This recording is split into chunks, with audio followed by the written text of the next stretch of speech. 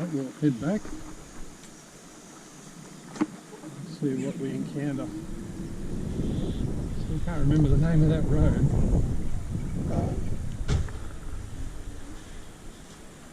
Is it on the sign over there?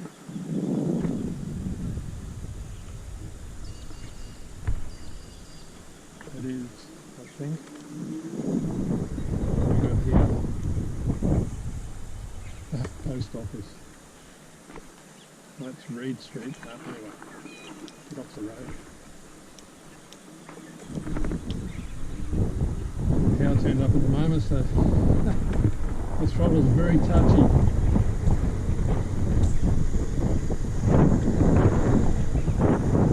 Bruce Parade, there it is, Bruce Parade. Crank it up. State Forest. So I'm going to do some videos down in there. I want to climb Wild Horse Mountain. It's a foot trail, but it's okay if I just cruise quietly along there and keep the speed limit. I'll be good. Went up to Wild Horse when I was a young guy. I used to ride this area on trail bikes in the late 70s and early 80s, so this area is not foreign to me. Just haven't done this before on an e-scooter, so just taking it a bit easy. It's pretty bumpy along here. Even though suspension on the Raptor's good, it's still a bit of a bumpy ride. You got to keep your knees bent. Stop you from getting jarred up through your spine. Good idea. Just different riding techniques, you know. Off-road is totally different to road. You know, path riding is pretty straightforward, but off-road requires a lot of body movement to keep the thing upright, to keep you on the deck. And you gotta really pick your terrain, because you can come off pretty quickly. I haven't come off yet, but I'm sure it'll happen. I'm just wearing shorts and a t-shirt and a good pair of runners. A bit muddy here. All right, yeah. So probably going to invest in a better helmet. I'm wearing a Bell mountain bike helmet, a MIPS helmet, so it's a good quality helmet, but I'm going to buy a lightweight motocross helmet as well for some of this more intense off-road stuff. That way, if I do hit the deck above 15 k's an hour, I've got a good chance of survival. And I'll probably get myself some knee protection as well. Yeah, it's really rough along here. I don't know if you can see that, but it's pretty rough. Just dodged a spider web. Never know where you're going to find them. Little creek to my left there. So this is the one I said before that probably goes underwater, and there's a drain under the rail line there. You can see. Oh, there's a huge golden orb over there. There's a bit of watch where I'm going. Alright. Bit rough through here. Bit of a climb. This thing is just awesome for climbing. See the cattle have moved along a bit.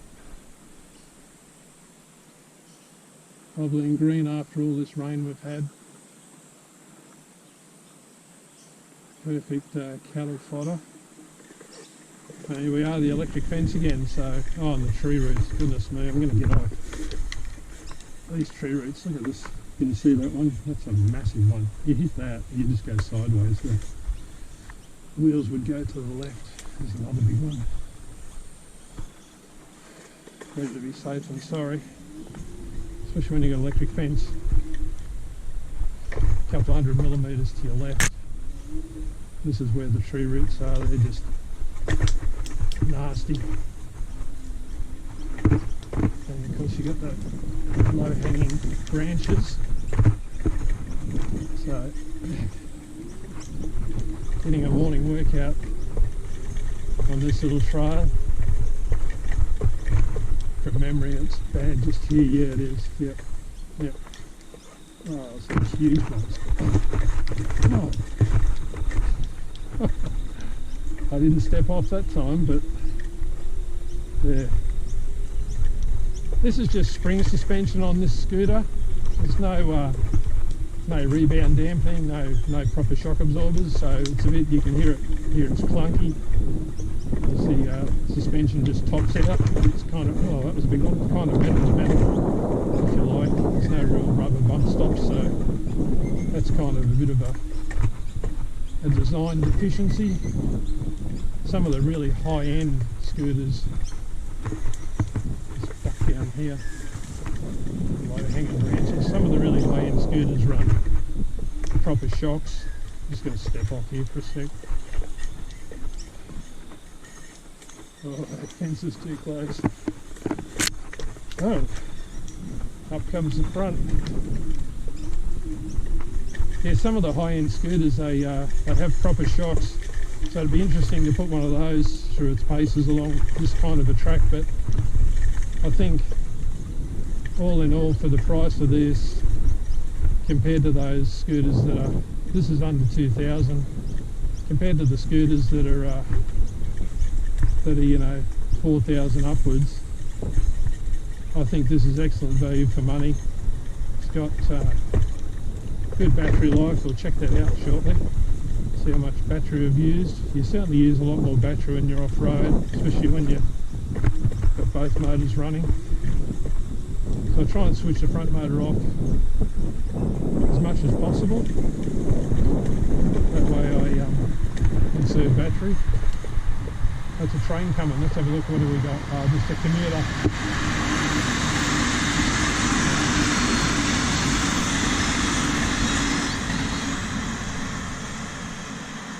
The Spirit of Queensland came past me the other day. It scared the life out of me. Jeez, it was flying. It must have been, I reckon, I think they do, this stretch here, I think they do over 100 kilometres an hour. So he was roaring. Little pond there, which looks like the farmers are using that water. Not very big though. It's more of a little catchment just there. Yeah, so the high-end scooters, you know, like, they're big money. You know, the Carbos and some of the V-sets and some of those more name brand, if you like, but I think I've picked a scooter that I like. I've only done just over 100 kilometres on it, so it's still pretty new, and I'm still getting the hang of it. But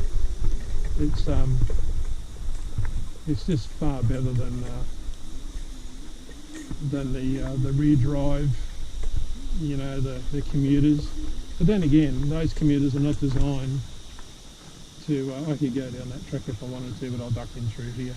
I'm not on private property right now. He's got a gate just over here to the left. So he must have a key to this gate as well. I think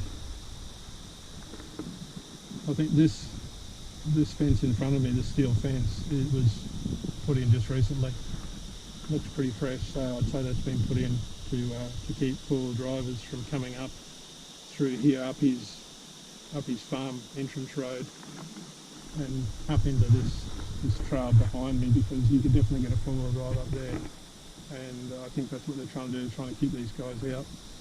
So that's this little space for us to get through, which is good. So just take it easy so I don't knock anything off. Just going to have a look at the rear brakes. It's a bit noisy. I don't know what. I don't see anything caught in there. Anyway, all good. Back to this track now. Just going to go slow. This is quite steep. You mightn't look it, but pretty steep. Let's go the back brake. Pretty hard. Went back to, that's the entry to the rail line.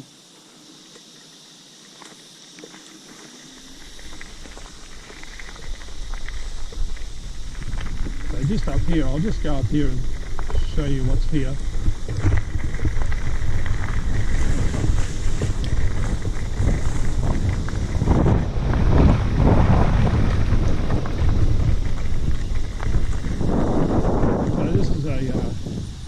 that's Steve and Way straight ahead there, and this is the back of a little estate which is to the south of Beerwah on the western side.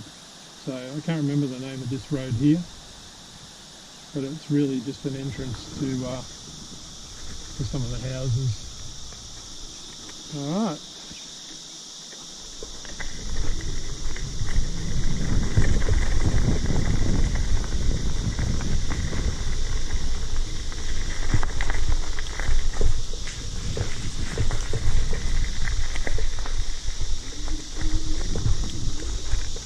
Good thing about these e-scooters is compared to say something petrol powered is, well, you can sneak around. Oh, that's rough. You can sneak around and apart from the tyre noise and me talking, there is no noise. Bit of a whine from the motors. That's flowing pretty good there. I'll show you another spot in a different video. Just a little spot I found as part of the Kitchen Creek catchment at Beerwah, which is a really beautiful little spot.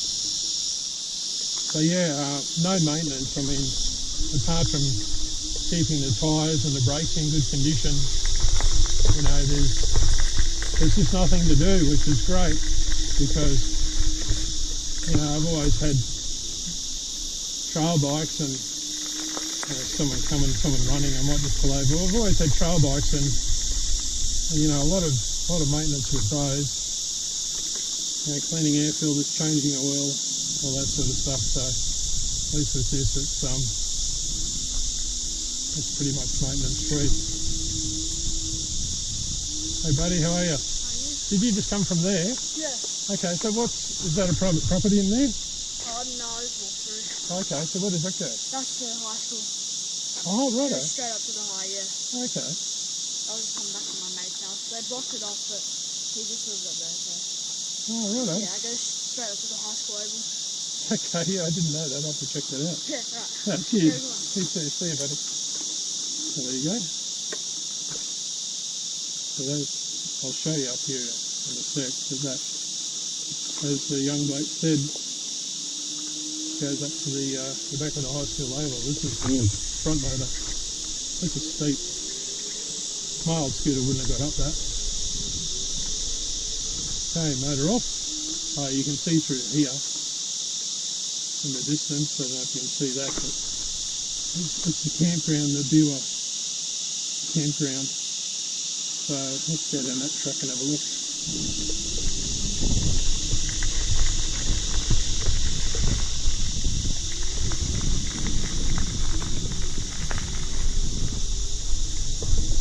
Actually, we might go back this way.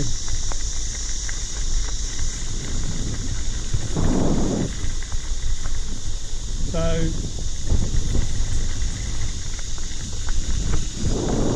unless you're a caravan or a camper, you probably wouldn't even know this is here because it's really not visible. But this is, oh yeah, okay, I see what he means. It just comes to the back of the oval, so it's just a click away for him to get to his mate's place, straight over there. So this is the campground behind the sports ground, and it's always pretty busy, pretty full. But of course, Christmas and Easter, there's a lot of people there. It would be at capacity now. So we'll just go across the grass here. We can sneak around here. Another train, another commuter.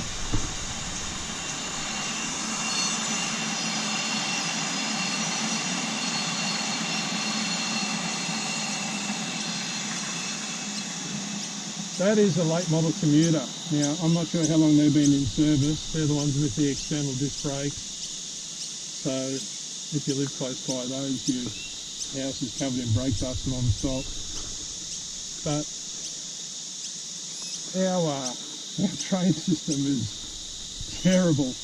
North of Brisbane, so Brisbane to Nambour, there's only one line.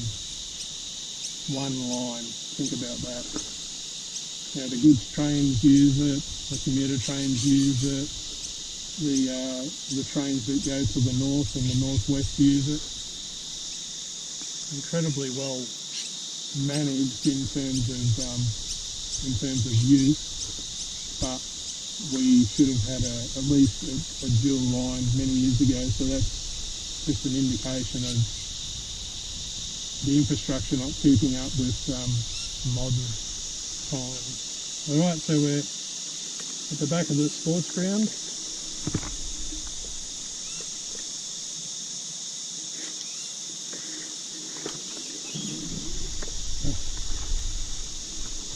Just got to scratch my nose.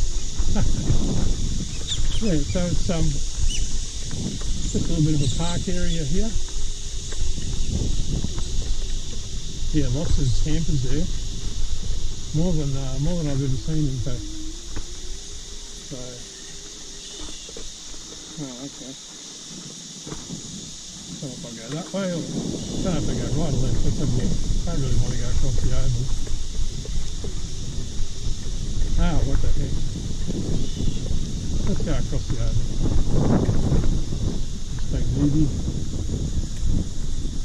This is one of the main ovals. There's one behind me as well, which you would have seen just before. So, there's actually two here. Pretty well used. Lots of events. The skate park. My grandkids love the skate park. They bring their scooters and sometimes their bikes. But it's a good skate park.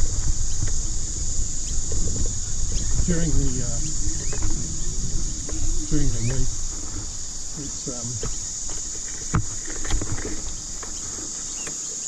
it attracts a lot of teenagers before and after school. So. Kind of gets a bit feral if you like, but yeah.